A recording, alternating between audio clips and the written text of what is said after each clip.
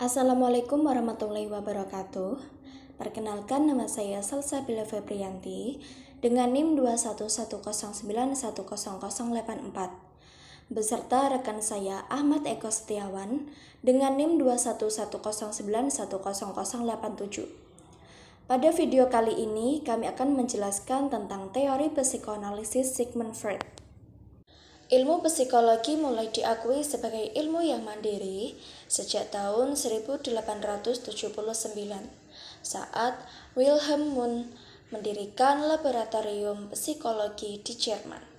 Sejak saat itu, ilmu psikologi berkembang pesat yang ditandai dengan lahirnya berbagai aliran-aliran di dalamnya.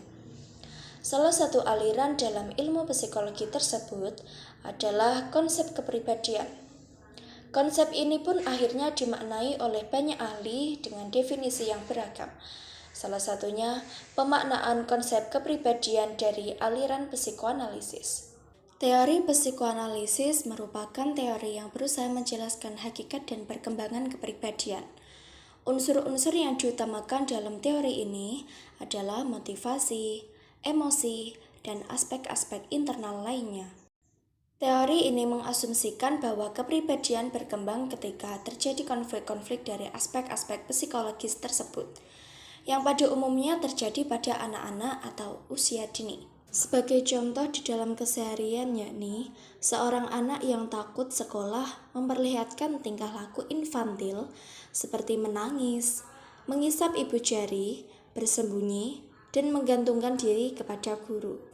Pemahaman Freud tentang kepribadian manusia didasarkan pada pengalaman-pengalaman dengan pasiennya, analisis tentang mimpinya, dan bacaannya yang luas tentang beragam literatur ilmu pengetahuan dan kemanusiaan.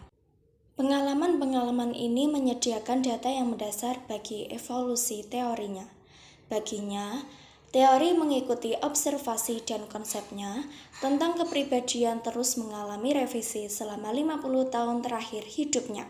Meskipun teorinya berevolusi, Freud menegaskan bahwa psikoanalisis tidak boleh jatuh ke dalam eklektisisme, dan murid-muridnya yang menyimpang dari ide-ide dasar ini segera akan dikucilkan secara pribadi dan profesional oleh Freud. Freud menganggap dirinya sebagai ilmuwan. Namun, definisinya tentang ilmu agak berbeda dari yang dianut kebanyakan psikolog saat ini. Freud lebih mengandalkan penalaran deduktif ketimbang metode riset yang ketat, dan ia melakukan observasi secara subjektif dengan jumlah sampel yang relatif kecil.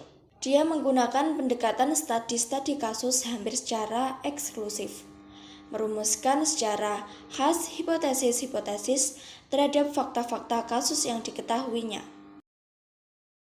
Selain penjelasan psikoanalisis yang telah dipaparkan, terdapat juga biografi dari tokoh teori psikoanalisis, yakni Sigmund Freud, Sigmund Freud, atau lebih dikenal dengan nama Sigmund Freud. Sigmund Freud lahir pada 6 Mei 1856 di Freiberg, Moravia, yang terletak di kerajaan Austria, sekarang berganti nama menjadi Republik Ceko. Dirinya merupakan anak dari Jacob Freud dan Amalia Natation. Sang ayah merupakan penjual kain wol beragama Yahudi, yang ketika melahirkan Sigmund Freud sudah berusia 40 tahun. Jacob saat itu merupakan sosok yang emosian, suka menyendiri, dan kerap memerintah keluarganya untuk mengikuti apapun kemauannya. Berbeda dengan ayahnya, sang ibu merupakan sosok yang lembut dan memiliki emosi stabil. Amalia juga saat itu berusia 20 tahun lebih muda dari suaminya dan merupakan istri ketiga dari Jacob. Di pernikahan sebelumnya, Jacob Freud memiliki 2 anak yang merupakan kakak tiri Sigmund Freud, yakni Emmanuel dan Philip. Karena mengalami kesulitan ekonomi, keluarga Sigmund Freud kerap berpindah-pindah tempat tinggal untuk mencari kehidupan yang lebih baik.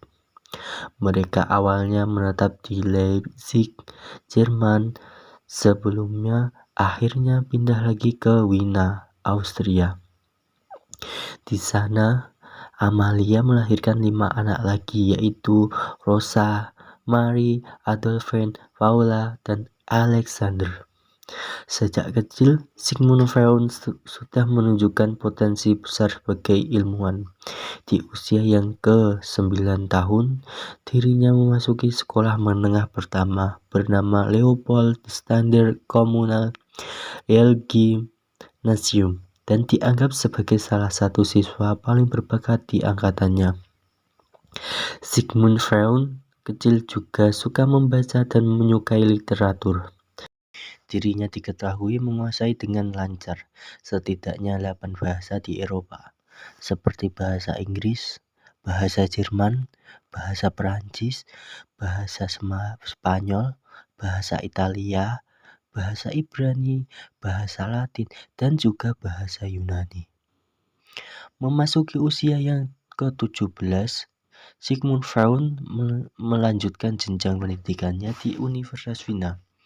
Mulanya, Sigmund Freud ingin memasuki fakultas hukum dan mempelajari ilmu hukum. Namun, pada akhirnya dirinya memutuskan untuk masuk ke fakultas kesehatan dan mempelajari fisiologi, filosofi, dan juga zoologi. Hal yang memantik perhatian Sigmund Freud terhadap ilmu psikologi bermula ketika dirinya mempelajari otak manusia dan makhluk hidup lainnya di bawah arahan fisiologis Burger.